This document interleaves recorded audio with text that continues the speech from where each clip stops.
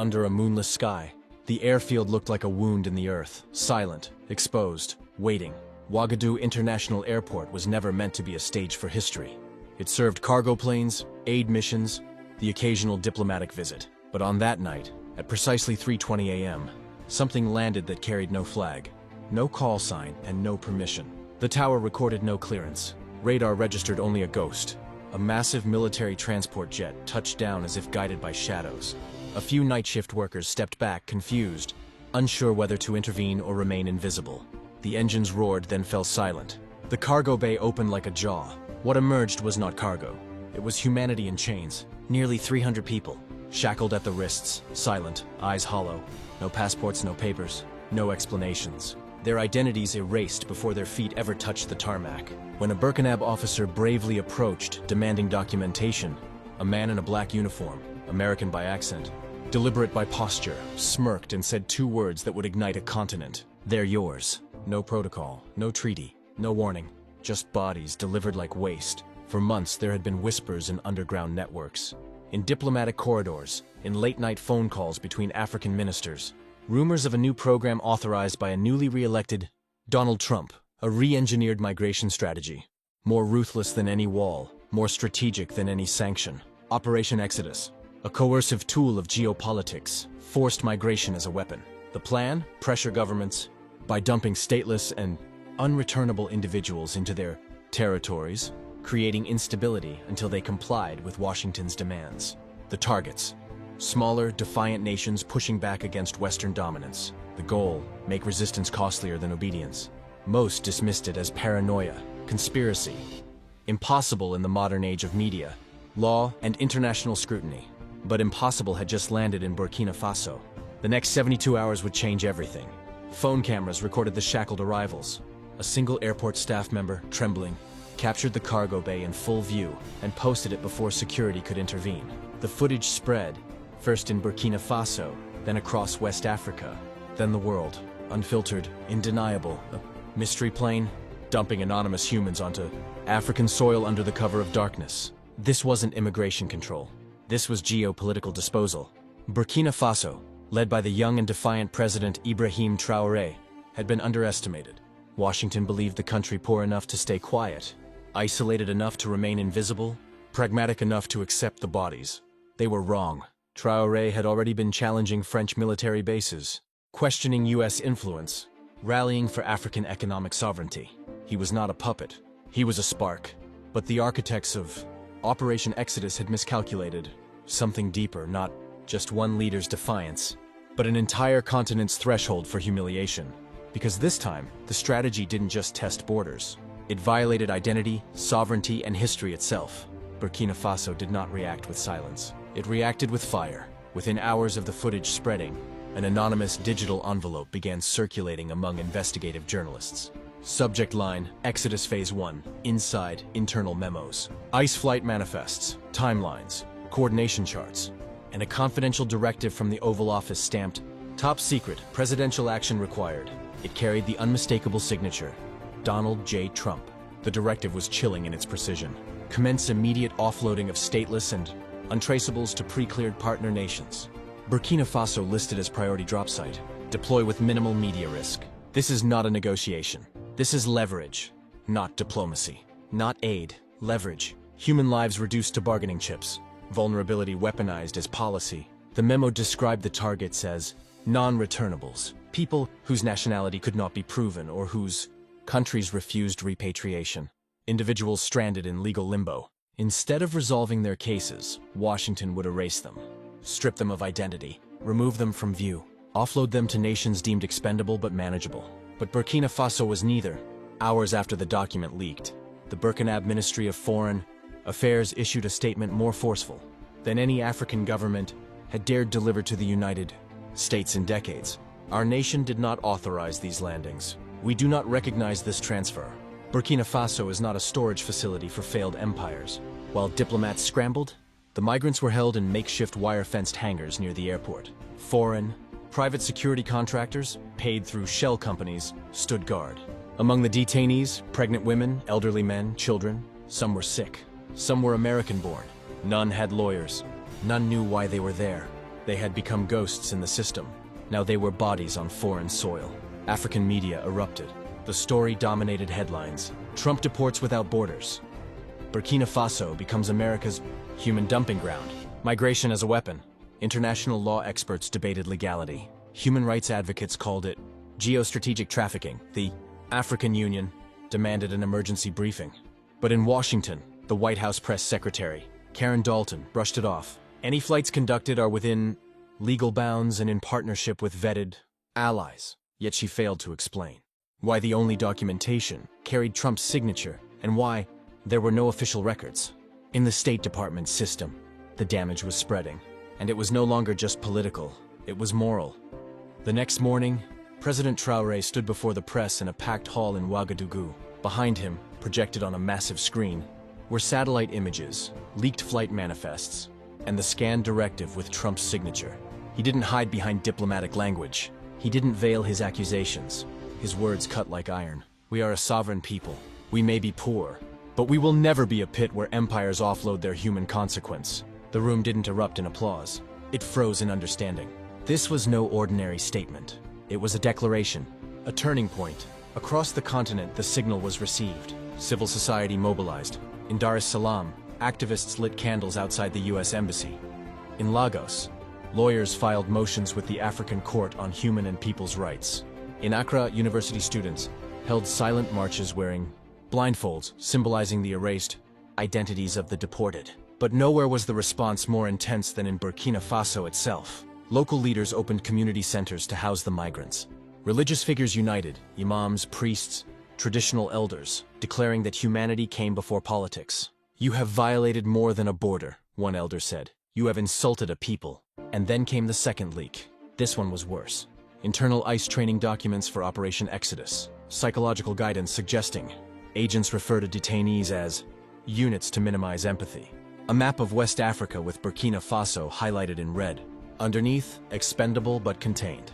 The insult was global. Within 48 hours, the UN High Commissioner for Refugees issued a statement expressing grave concern over forced displacement to countries with no legal obligation to receive them. Amnesty International called Exodus a premeditated human dump. And then, the moment that transformed outrage into reckoning. A short video, shaky, secretly filmed inside the holding zone.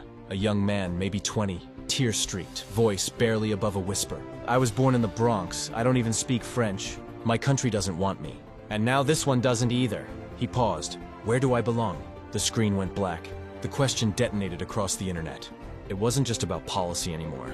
It was about belonging, identity, dignity. What makes someone human in the eyes of power? The world had no answer. And just as pressure reached its breaking point, Africa responded not with chaos but with unity. Inside the newly formed African Economic Sovereignty, AES, headquarters in Ouagadougou, an emergency summit was called. 54 flags hung in silence. Ministers of state, tribal elders, legal scholars, activists, every seat was filled, except one. The seat marked United States Observer remained empty. They were invited. They declined. The room waited. Cameras ready. President Traoré walked to the podium. He wore no military uniform, no medals, only a black tunic embroidered with a single word: dignité. He didn't begin with speeches. He began with evidence. Audio, extracted from a classified Situation Room meeting. One voice, distorted but unmistakable. Donald Trump. "You want to play sovereign? Let's see how." Traoré handles 10,000 bodies dropped on his doorstep. Use the chaos. Use the migrants.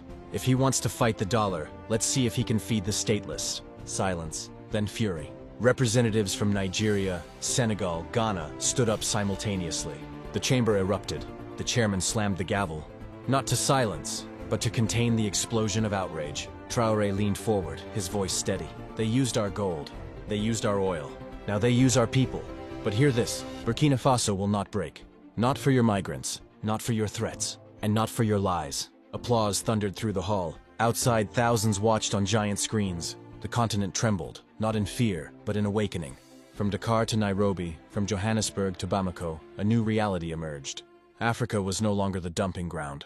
It was becoming the front line of a global moral shift. And for the first time in modern history, it was Africa dictating the terms. Under the relentless midday sun, the Sahara shimmered like a furnace. Heat waves rippled across the horizon as if the earth itself were breathing. In a remote stretch of sand between Burkina Faso and Niger, a convoy of armored vehicles carved deep tracks into the dunes. They bore no flags. Their license plates were removed. Their windows were blacked out. They moved with the discipline of a military operation, but not one sanctioned by any African government. These were not peacekeepers. They were enforcers. The world believed Operation Exodus was only about dumping migrants in foreign lands, but that was merely phase one. The deeper goal was far more insidious: create controlled instability, then offer security assistance in exchange for compliance. It was colonialism re-engineered. For the 21st century, conquest, without invasion. The convoy halted before a makeshift detention site in the desert, rows of tents surrounded by barbed wire. Inside, more than 600 of the Exodus deportees were held in sweltering heat. Rationed food, stripped of identity. Officially, this site didn't exist. It wasn't registered with the UN. It wasn't under African control. It was owned and operated by private military contractors paid through a Pentagon black budget linked to AFRICOM. The contractors called it Transit Node Delta, but in reality, it was a political weapon, because each detainee was leverage. If the host country cooperated with US demands, military bases, mining contracts, currency ties, the migrants would be relocated quietly. If the country resisted, more planes would arrive. More bodies, more unrest. This was the new era of coercion. No more coups in uniform. Now chaos came in chains, but something unexpected happened. The detainees began to speak. A leaked audio recording from inside, Transit Node Delta reached journalists through an encrypted channel. It captured a conversation between two guards laughing about shipping more units from Texas next. Weak, the detainees overheard and understood. That night, using a smuggled phone, one of them spoke to the world. "I'm not a unit, I'm a person." It was short, it was raw, it was undeniable. And once again, it spread like wildfire. Traoré saw it. So did millions across Africa, Europe, the Middle East, South America. People protested in cities, chanting the same phrase in different languages. "I am not a unit." Meanwhile, in Washington, panic brewed behind closed doors. The Trump administration scrambled to regain control of the narrative. The official stance was simple: deny everything. There are no secret flights. There is no Operation Exodus. Any cooperation with partner nations is lawful and humanitarian, said Karen Dalton at a tense press briefing. But as journalists questioned her, a breaking headline flashed across every major news network. American operatives detained in Burkina Faso, weapons seized. Images appeared. 4 foreign mercenaries kneeling on the ground. Rifles confiscated, satellite phones displayed. Their uniforms bore no insignia, but one small patch was left on a vest. A US defense contractor logo. Burkina Faso went public. These men were overseeing an unauthorized detention facility on our soil. "We are not your battlefield." Suddenly, everything the Trump administration denied was now evidence. The world asked the same question. Why would the United States build hidden prisons in the African desert? The answer was older than politics. It was about empire. Since the end of World War II, global power had shifted from armies to economics.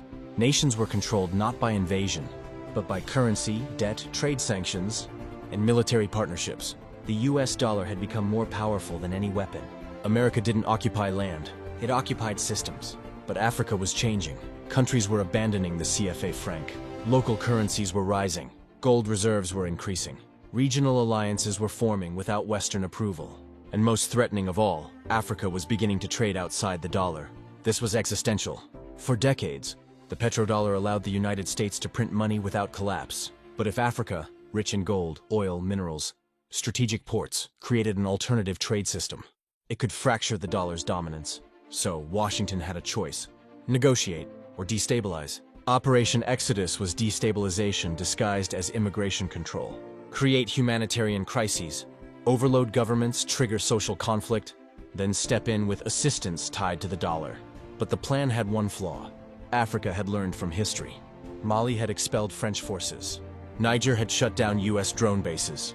Burkina Faso was nationalizing its resources. West Africa was building the AES, an African economic bloc designed to replace dependence with sovereignty. And Operation Exodus became the final straw.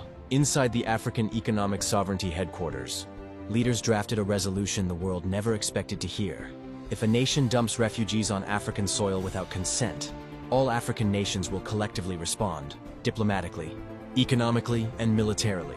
For the first time in modern history, Africa was declaring a doctrine of defense, not against terrorism, not against rebels, but against global superpowers. And then something historic happened. Countries that often stood on opposite sides, Nigeria, Algeria, South Africa, even Egypt, signed it in unity.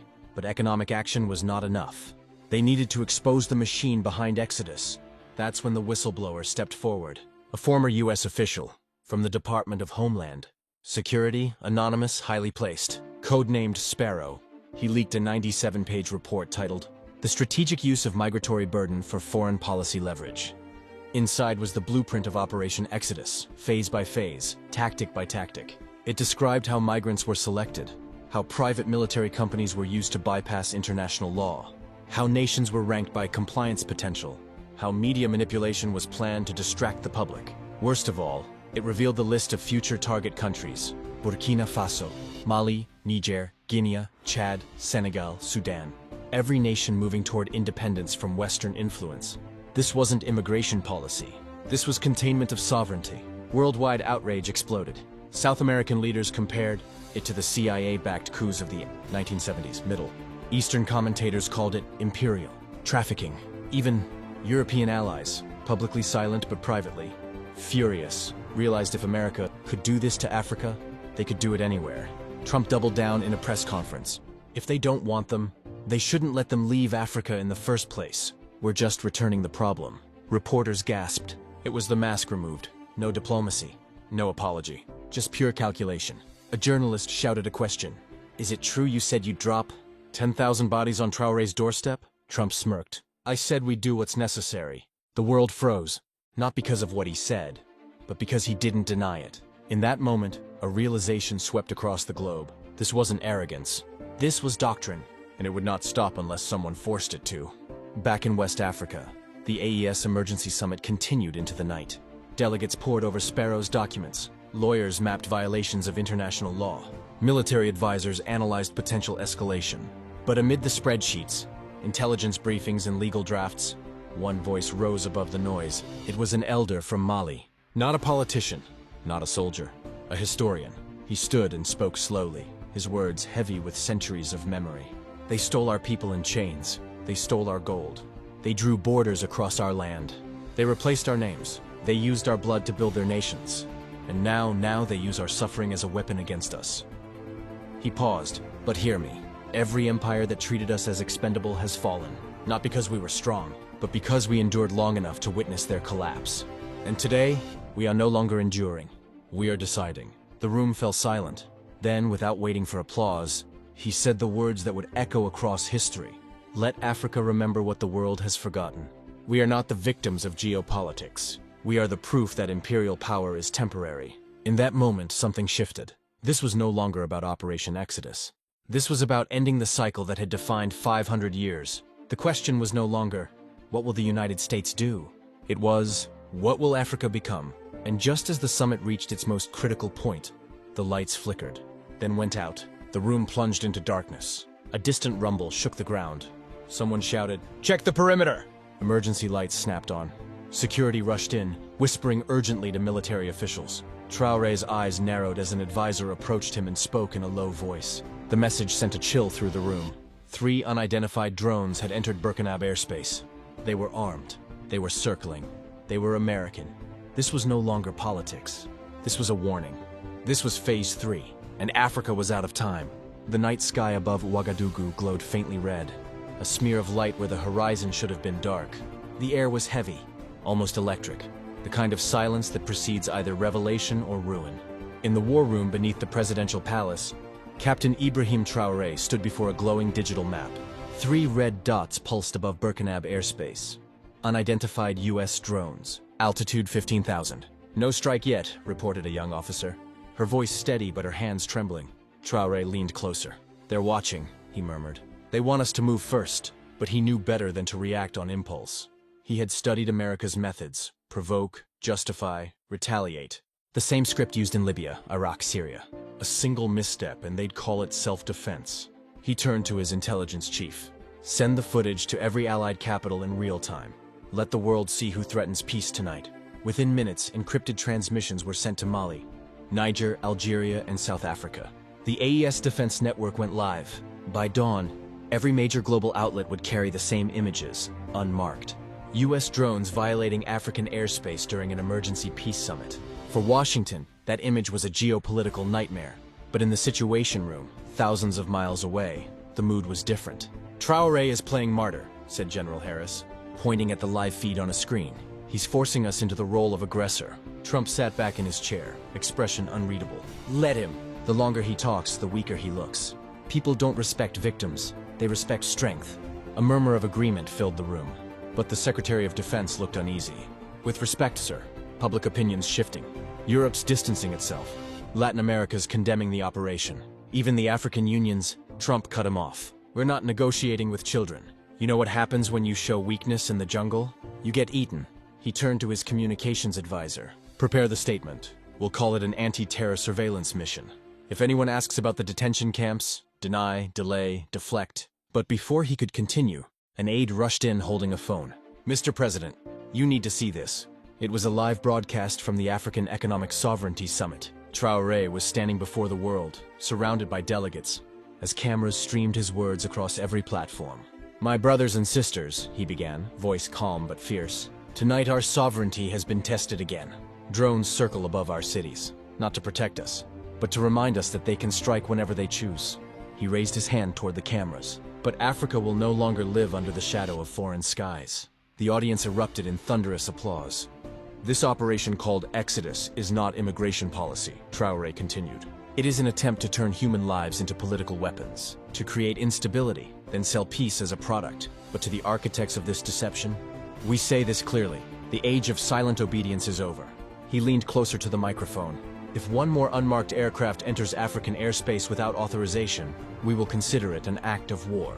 The hall fell dead silent. Even the translators hesitated before repeating the words in French, Arabic, and English. Back in Washington, the Situation Room froze. Trump's face hardened. Did he just declare war on the United States? The general hesitated. "Technically, he said unmarked aircraft, sir. He didn't name us directly." Trump smirked. "Good. Then we don't have to pretend anymore." He turned to the operations desk. "Send the message to AFRICOM. Phase 3.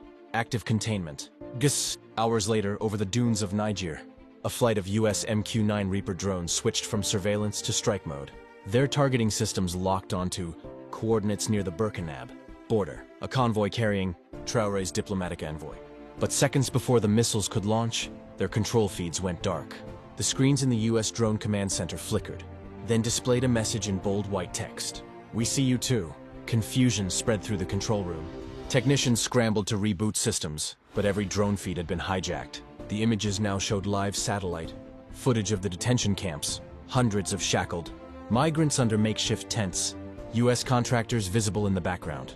It was a full breach, and within minutes, the footage was everywhere. Twitter, Telegram, Al Jazeera, BBC, African news outlets, even CNN. The world was watching live as Operation Exodus unraveled in real time. The hacker collective responsible identified themselves only as Sparrows. Network, Anonymous, whistleblowers, ex-soldiers, African coders, and truth seekers, all united under one mission: expose the machinery of exploitation. Within 24 hours, international outrage reached historic levels. Mass protests erupted in New York, London, Paris, and Johannesburg.